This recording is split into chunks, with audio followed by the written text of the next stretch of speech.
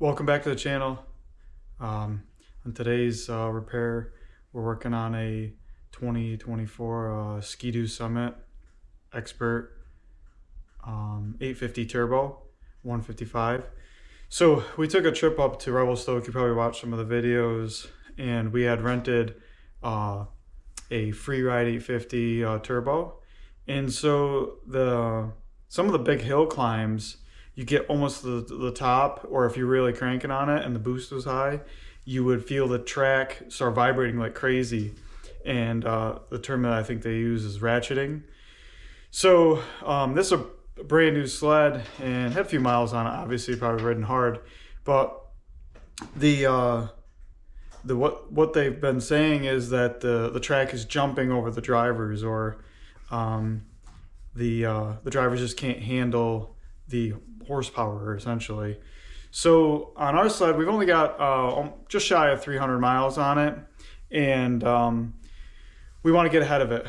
Bubba said when he rode a couple times last year, every once in a while he'd feel a little vibration. And so what we want to do is we want to get this upgraded. I don't want to be out riding, on a beautiful day with a ton of snow and have the track be, jumping and vibrating and making me nervous way back in, no man's land.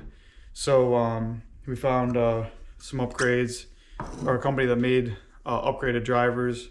So as you can see, here they are. So in this video, we're going to replace this piece here and hopefully take care of the issues. If you look online, folks say that, it's a great upgrade to solve the problem. So join us as we do this for the first time. Never done this before. So, follow along and see if a noob or a novice, snowmobile mechanic, do-it-yourselfer can figure it out.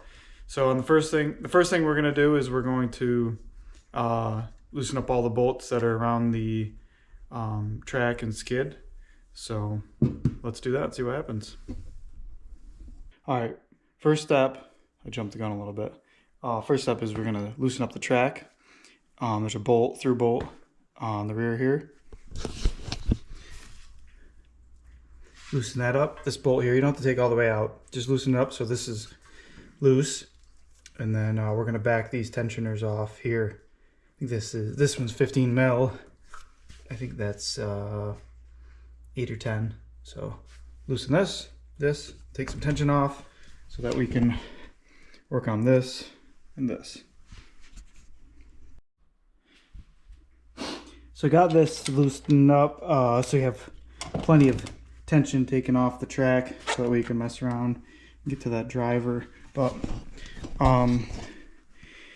as you'll see, a lot of videos out there, if you're looking around, say that these neck bolts can be a pain in the butt to get off because that bolt that's inside, or the nut essentially, spins around inside the tube on you, and it's a pain in the butt. So you got one side loose and then the other side's too tight. It doesn't have anything holding that tube in place. So for example, like this will be spinning on you when you're trying to take the far side out. All right, so we finally got these bolts out. These ones right here. They really kicked my butt. What I did find was get each bolt out. So run one bolt in, run it out a couple times, get the Loctite off there, put some PB blaster on there or something like that, lubricant. Go to the other side, do the same thing so that they're easy to take in and out. The bolts are nice and clean. Cinch one down, break it loose with an impact on one side, break it loose on the other side. Works really well if you have somebody to help you. My neighbor came over, Wade, hooked me up, but we got him out. But that really kicked my butt. So watch some videos on that to get those bolts out. That'll really help you. On to the next ones. These ones here. So brought the skid up. We did leave the skid down, or the sled down, pressure on the skid to get these bolts out. I don't know if it made a huge difference or not, but hopefully putting pressure on it helped hold that tube and that shaft in place. But we took the pressure off this here, so we'll do those ones next. So to remove this, there's a snap ring right here. I didn't have my snap ring pliers. The tips are too big, so I have these little needle nose pliers. They happen to be in my tool box from my dad. So they work really well. You just spread them out. It's a little tricky. Use that, and then use maybe like a screwdriver. Let me take a couple of tries, but spread them out. Oh, jeez, make me. And then use a screwdriver to get it underneath there. Ready? Where are you going? So I'm just gonna pick it up, and then just that's all you gotta do. Yeah. I mean, just work it around. Yeah, do your thing. We don't lose it. Yeah. Here. Yeah, can you peel it around? Yeah, I don't want to scratch nothing, but watch it. Yeah, I don't want to. There you go. That's much better. When you have help, it's just way easier. All right, we good? You're on. All right. So next step is we're removing this cover here. This bolt here, here, here, and here. It is these are 10 millimeter, and this is a T30 here, here, and here. That's it. We're just gonna remove it. So next step is we need to take these 4 bolts out here. They're Torx. They're T40s. Then there's a plate in the back side. So we're gonna take those off so that we can get this rotor off. And then in theory, this drive shaft pulls this way, drops down, and we pull it out. It's gonna be that easy, I'm sure. So there's a little tab right here. So just take a pry bar, push right here, and that'll unlock this. So that's like locked, and then that's unlocked. And so that releases this from the tunnel. So then you can pull this off. In theory, pull that off. After we take this snap ring off, right here. Take this snap ring off. That should release the brake rotor. All right, here we are. We are trying to get the bracket off from the bearing, off from the drive shaft there. So my buddy Wade, thank you Wade, he came up with this great idea. You need Ski-Doo makes a special puller, but all he did is took a piece of steel, drilled some holes, nuts and bolts through where you mount the bracket to the tunnel, and just tighten those down, and it pulls this bracket off this bearing right here. Just be nice and easy. It sits against the face of your sits on the face of the shaft, because you don't want to put something in the center there, right? Because it's just a plastic cap or something. Yeah, something in there. But anyways, if you don't want to spend the money on the puller, or just buy the puller, but this is our redneck way of getting off there. Before you press your drivers off, another YouTuber provided a tip and trick here. So take a box, cut it out, put your shaft up here against that, and mark your drivers so you know how far to press them back on. So I marked them with a Sharpie. So that way you make sure that the drivers are aligned with your track holes. Alright, this is completely safe. This is OSHA certified, approved technique. Now this is our homemade press, good old Harbor Freight, 20 ton. Put some 2x on here because you gotta get that down in there. The factory ones are too narrow. So essentially just kind of pump away. It presses that driver off the shaft. Good old Harbor Freight special. Hooking you up.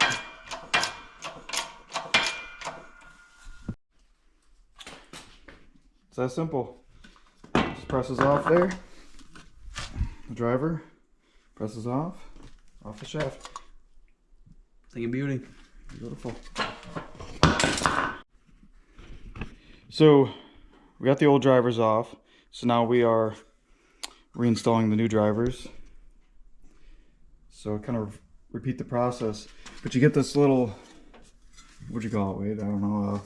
Guide sleeve installer thingamabob. So it's tapered at one end. Kind of goes on the end like that.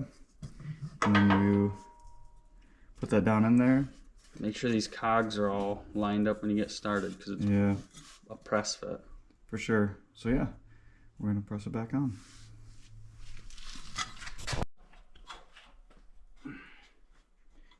Gonna make sure our, what'd you call them? The cogs are lined up. Splines are all lined up. Splines are lined up with the teeth. Yeah, I mean that's pretty close. Pretty close, yeah. I would say. Cool. It's like it expands it almost because it's, look how it's like collapsed a little bit in there. Oh yeah, it's still got a mile to go too. Yeah, it'll be interesting to see how this works out. But here we go. So we pressed this so it was flush. It was kind of mushroomed out, and we were worried that when we go to press it in even more, it's going to kind of just bind and who knows what. But now that it's flush, we'll continue to put that shaft through there. So pressing the new one on. So again, we got our box here. We marked it with a Sharpie so we know where it's supposed to go, so it lines up with the track properly. So you can see it, the Sharpie mark. So we got a little bit, just a touch more to go.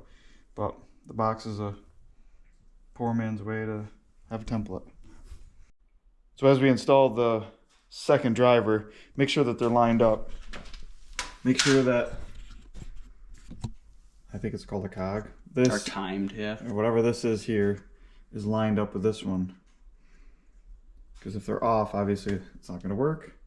So just take a straight edge. We just took a level, just popped it up there, made sure that everything looked good, was in line, and we are ready to start pressing it on there.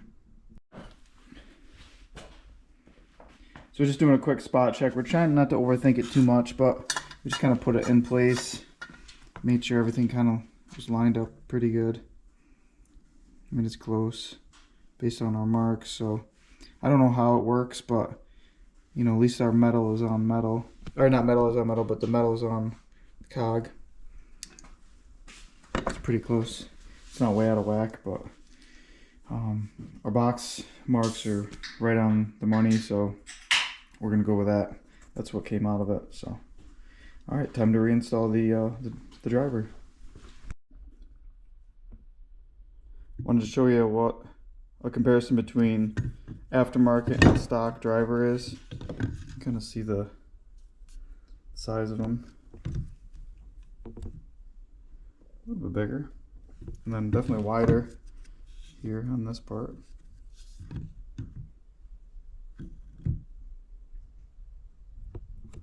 All right, we got them installed. Time to reinstall. So we're doing our reinstallation now. The cool thing about the 24s is you don't have to take the chain case apart to get the jack shaft out, or the shaft out, the cogs on it. All you gotta do is get your brake side out, pull it all the way to the side, drops down. You do gotta push the track up and out of the way so that it can pivot back and forth. But it goes in and out. Just clean the end of it, put a little grease on it just in case. But now we're kind of walking the brake caliper mounting bracket back on, just evenly all the way around, because there's that bearing that's right there.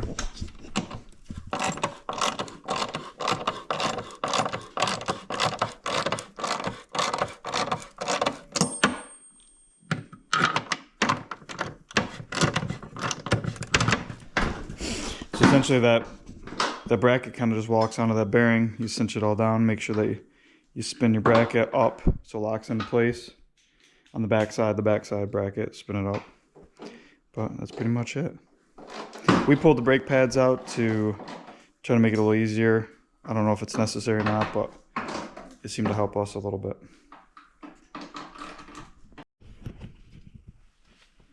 So on the Summit Expert, there's a adjustable limiter strap. So I'm going to take this out just because I don't want it in the way when we go to put the track in and put the skid back in. So what I'm going to do is just pop off the cotter pin there. so that way we don't break it. So we got the sled all back together. It's not that hard in terms of just putting it back together. Extra set of hands helps, right? So, you know, get your brake back together, get the cover on, get your track tension squared away. So there's a ton of videos on the track tension, but in terms of track tension, I use a fish scale. I hook it to the track pull down with 10 pounds. Make sure I have about 1/2 inch to 3/4 of an inch of clearance between the track and the skid, the bottom slider. And, you know, make sure that's all good. Take it for a test drive. Have fun. But, yeah, the most time consuming part is the, you know, just using the bottle jack or the Harbor Freight bearing press.